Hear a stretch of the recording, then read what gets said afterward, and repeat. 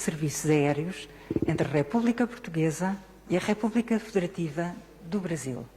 Assinam, pela República Portuguesa, o Ministro de Estado e dos Negócios Estrangeiros, Augusto Santos Silva. Pela República Federativa do Brasil, o Ministro de Estado e das Relações Exteriores, Carlos Alberto Franco França.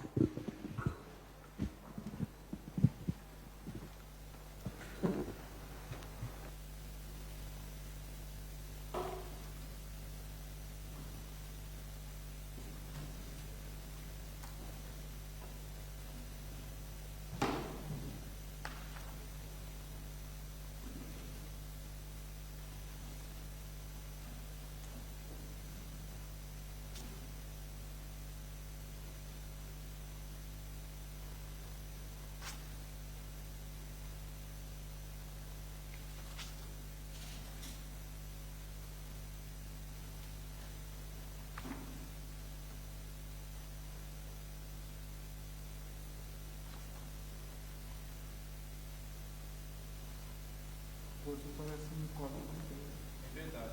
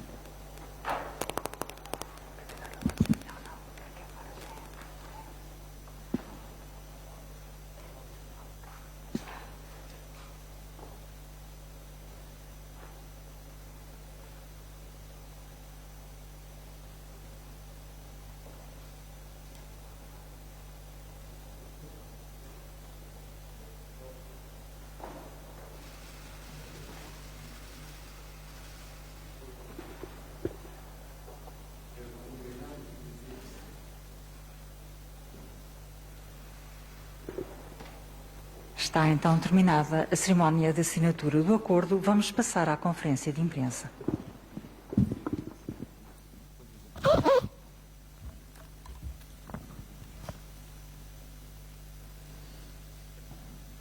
Então, muito boa tarde a todos. Em primeiro lugar, queria saudar o meu colega, o chanceler brasileiro, Ministro das Relações Exteriores, Carlos França, e dizer que é um prazer tê-lo aqui conosco.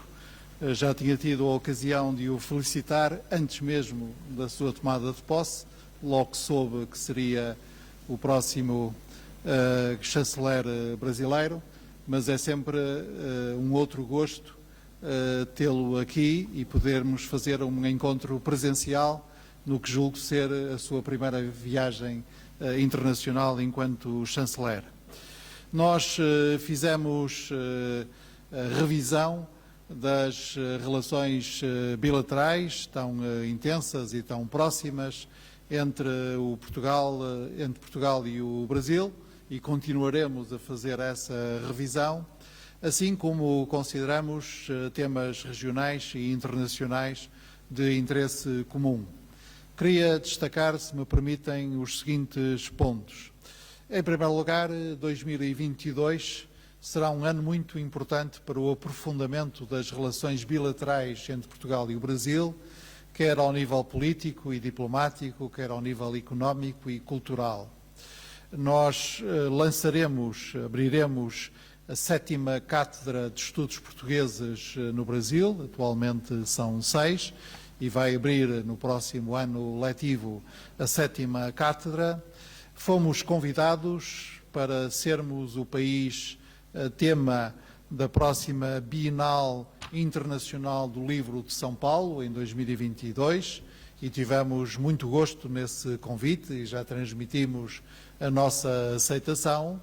E também tivemos muito prazer em recebermos o convite do Brasil para nos associarmos ao 2º centenário da independência do Brasil, que para nós significará também o centenário da primeira travessia aérea do Atlântico Sul por Gá Coutinho e Sacadura Cabral. E, portanto, será um ano muito intenso em todos os níveis, quer político, quer económico, quer cultural. Apesar das limitações causadas pela pandemia, a agenda de contactos entre os dois países tem sido intensa. Tivemos, por exemplo, o prazer de receber há muito pouco tempo o Sr. Ministro da Ciência e Tecnologia do Brasil, que veio aqui à inauguração do cabo Ela Link. Já antes tínhamos tido o prazer de receber a Sra. Ministra da Agricultura, Teresa Cristina, e quero agradecer aqui publicamente o acolhimento que o Brasil prestou aos membros do Governo de Portugal que visitaram neste período o Brasil, designadamente o Sr. Secretário de Estado da Internacionalização. Trocamos informações sempre muito úteis sobre a evolução da pandemia e do combate à pandemia nos dois países, e eu exprimi também ao meu colega brasileiro o empenhamento de Portugal na conclusão do acordo entre a União Europeia e o Mercosul e na sua ratificação. Portugal já não assume a presidência do Conselho da União Europeia, mas isso não quer dizer que desistirá daquele que é um objetivo essencial da sua política europeia, é que a União Europeia honre os seus compromissos e, neste caso concreto, nós possamos concluir o processo relativo ao Mercosul e possamos ratificar com as clarificações que se entender necessárias, adicionalmente, possamos ratificar esse acordo tão importante, quer do ponto de vista económico, quer do ponto de vista geopolítico. Tivemos também já a ocasião de falar da nossa cooperação face a outros países da lusofonia, do mundo de língua portuguesa, em particular a solidariedade e o apoio concreto que quer Portugal, quer o Brasil estão a prestar à República de Moçambique no seu combate contra o terrorismo em Cabo Delgado. Também podemos apreciar a situação que se vive na América Latina, porque esse é um tema de interesse direto para o Brasil, mas também de muito interesse para Portugal. Basta pensar nas centenas de milhares de portugueses e descendentes de portugueses que vivem nessa região. Sr. Ministro, é um prazer tê-lo connosco e ter tido esta reunião tão produtiva, que aliás agora continuará. Faça favor. Muito obrigado, Sr. Ministro Santos Silva. Agradeço e registro a presença aqui do Almirante Esquadra Flávio Rocha, secretário especial de Assuntos Estratégicos da Presidência da República, que me acompanha essa visita. Também o embaixador Kenneth Nóbrega, diplomatas da Embaixada do Brasil, e o cônsul-geral do Brasil em Lisboa, embaixador Vladimir Valer. Eu gostaria de dizer, ministro, que a realização desse encontro em formato presencial reflete a intensidade e a solidez das relações entre o Brasil e Portugal, que são baseadas no compartilhamento não apenas de uma grande herança cultural, mas também de valores e interesses incomuns. É o passado que ilumina essa relação, mas hoje tratamos muito aqui do presente e, sobretudo, do futuro. E a reunião de hoje, que é na minha primeira viagem ao exterior para o encontro ministerial, o que na diplomacia tem um significado, constitui oportunidade para conhecer Vossa Excelência, Ministro Augusto Santos Silva, com quem realmente já tinha falado e foi, antes mesmo de minha posse, já havíamos conversado. E lhe agradeço novamente por isso, pelas congratulações que me enviou em uma carta. Nosso desejo é manter visitas de alto nível entre Brasil e Portugal, de modo a fortalecer a dimensão política desse importante relacionamento bilateral. E hoje aqui tratamos, como disse o ministro, de temas prioritários como diplomacia da saúde, recuperação econômica e meio ambiente. E, nesse sentido, agradeci, e eu faço uma vez mais, e agora pessoalmente, a doação portuguesa de medicamentos para intubação, que foi realizada pelo seu governo e que já está em uso na rede pública de saúde brasileira. Eu esclareci hoje ao ministro Santos Silva que o Brasil se prepara para muito em breve, nos próximos 2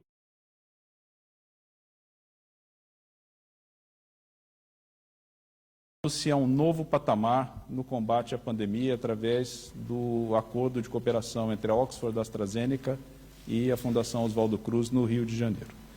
Pretendemos aprofundar ainda mais a dimensão econômica do relacionamento bilateral e eu recordo aqui que há cerca de 600 empresas de capital português atuando hoje no Brasil. E nós acreditamos no potencial de crescimento desse número nos próximos anos.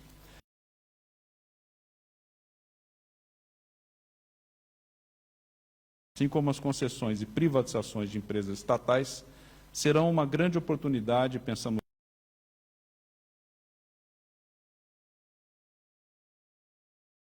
Santos Silva e eu falamos com uma só voz quanto ao caráter prioritário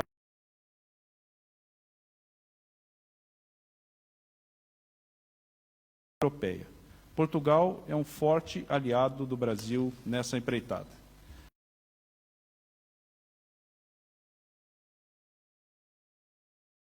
Brasil, a OCDE, e seguimos determinados com o pleito brasileiro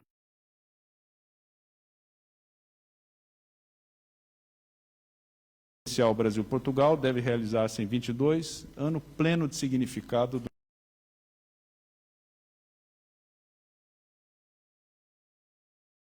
Vamos reativar as subcomissões de temas consulares, comerciais e de ciência e tecnologia, que devem se reunir antes da cimeira de 2022. Muito obrigado.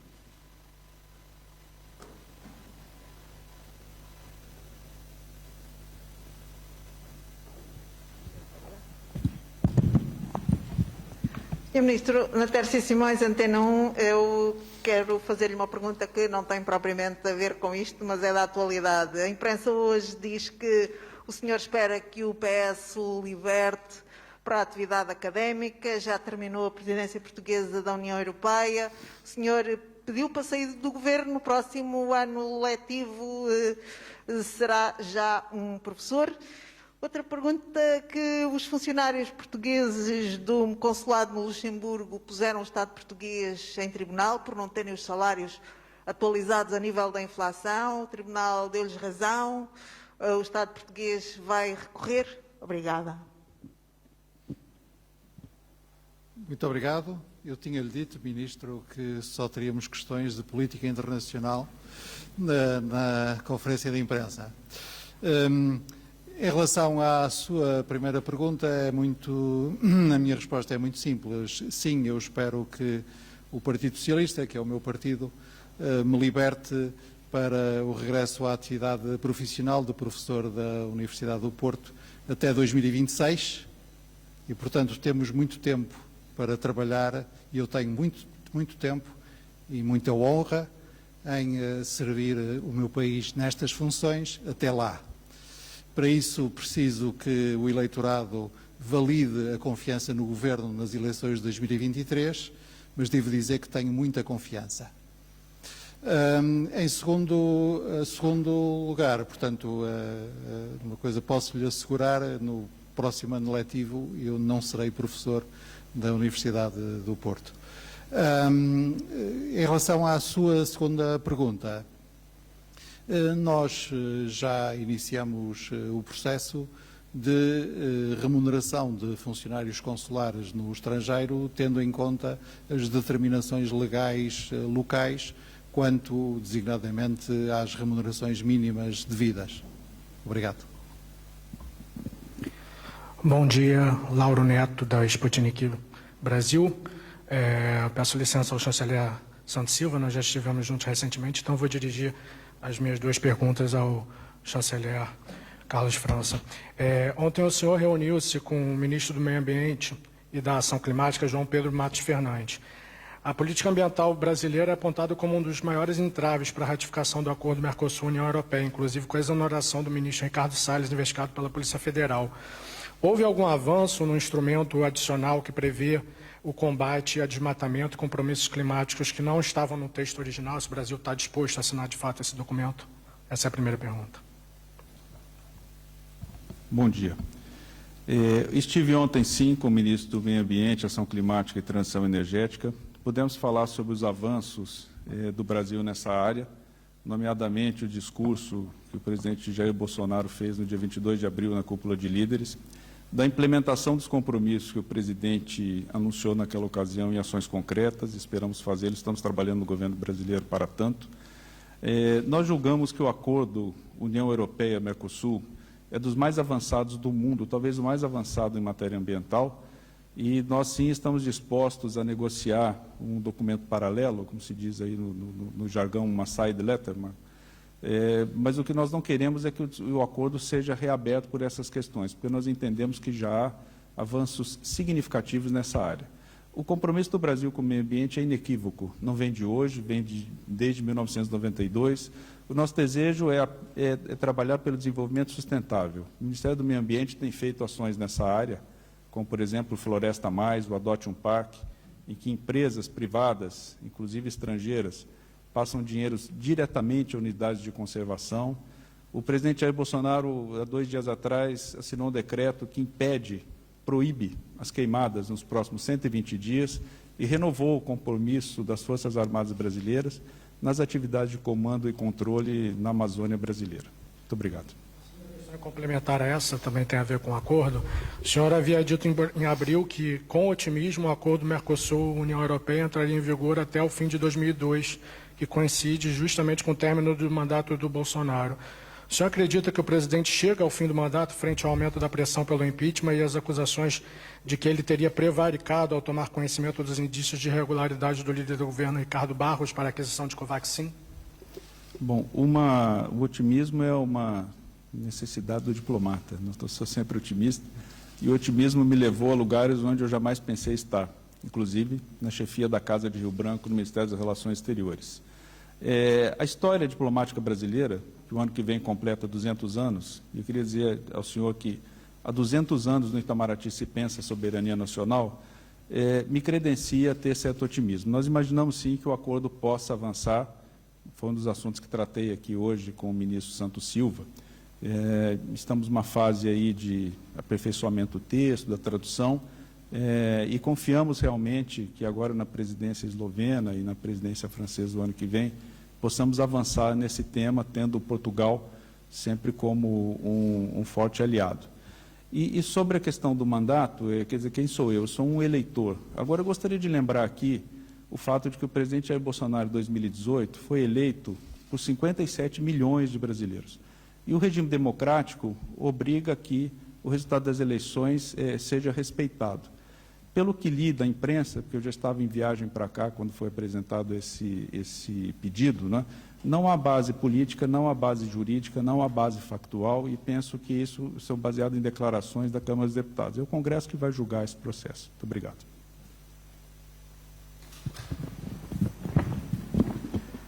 Boa tarde, Isabel Rosa, RTP. Queria perguntar ao Ministro Santos Silva qual é a reação do Governo português às acusações por parte do Governo da Guiné-Bissau de ingerência política por parte de alguns órgãos de comunicação social, nomeadamente RTP, RTP África e SIC, onde faz ameaças em que diz que será obrigada a tomar medidas apropriadas e ajustadas caso persistam em ofender os direitos dos cidadãos, na violação dos princípios democráticos universais e no sentido à prática de injúria. São várias as acusações. Perguntar se esta acusação coloca em causa as relações entre Portugal e a Guiné-Bissau. Muito obrigado. Nós temos que examinar com cuidado as declarações ou o comunicado a que se refere. Ainda não tive a oportunidade de o ler. Uma coisa é certa, a liberdade de imprensa é um direito constitucional em Portugal e Portugal considera que a liberdade de imprensa é inquestionável. Só para terminar, é uma pergunta para os dois, um bocadinho um depoimento. Queria saber quais eram as expectativas que tinham para a próxima cimeira da CPLP. E, aproveitando também já a entrevista que já deu, que vai haver um reforço da parte do Brasil na comunidade. Se posso começar, as expectativas são muito altas. Nós teremos uma cimeira presencial em Luanda, que marcará o início da presidência angolana e o fim da presidência cabo-verdiana. A presidência cabo-verdiana foi a ocasião para um avanço muitíssimo importante na CPLP, que foi a aprovação do Acordo de Mobilidade, da Convenção Quadro sobre a Mobilidade na CPLP. Esse acordo será assinado justamente na Cimeira de Luanda e será o momento mais alto, ou um dos momentos mais altos da Cimeira.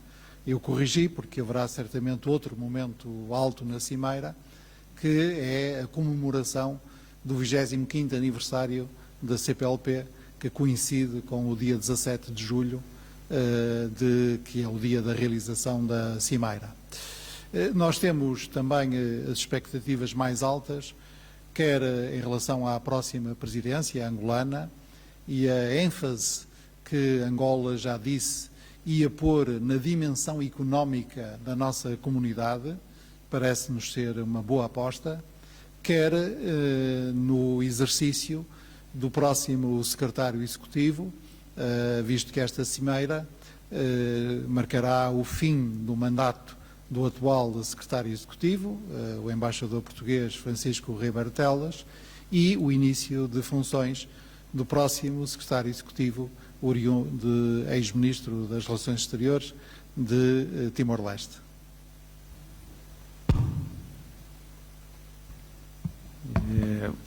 Há um compromisso forte do governo brasileiro em relação ao CPLP.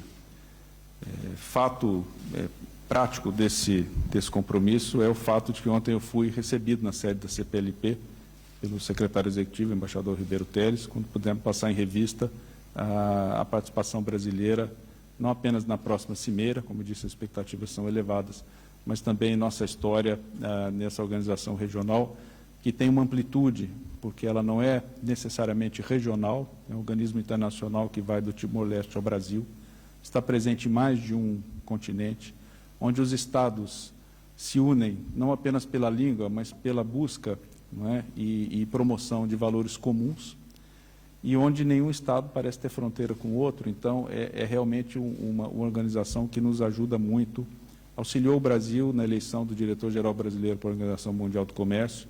Entendo que teve também uma participação importante na eleição do secretário-geral da ONU, Antônio Guterres, e é uma organização em que o Brasil vê a sua participação como primordial, como fundamental. A África é uma das prioridades da política externa do governo Jair Bolsonaro. Não por outra razão, Moçambique será o primeiro país na África a receber as doações de vacinas feitas pela Fundação Oswaldo Cruz. Na Paraguai, na América do Sul, Moçambique e na África.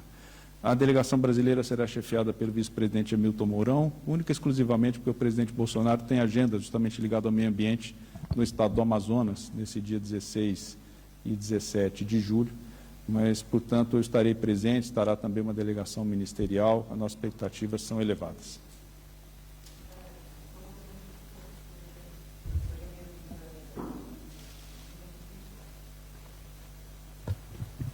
Na entrevista que disse, em termos de reforço dos vossos pagamentos à CPA, à comunidade, referiu também isso? Sim, tratei de questões administrativas com o secretário executivo e é desejo do Brasil saudar os compromissos que tem com organismos internacionais e a CPLP dentro desses compromissos que o Brasil honrará e sempre honrou, terá a nossa prioridade. Muito obrigado. Boa tarde. Obrigado.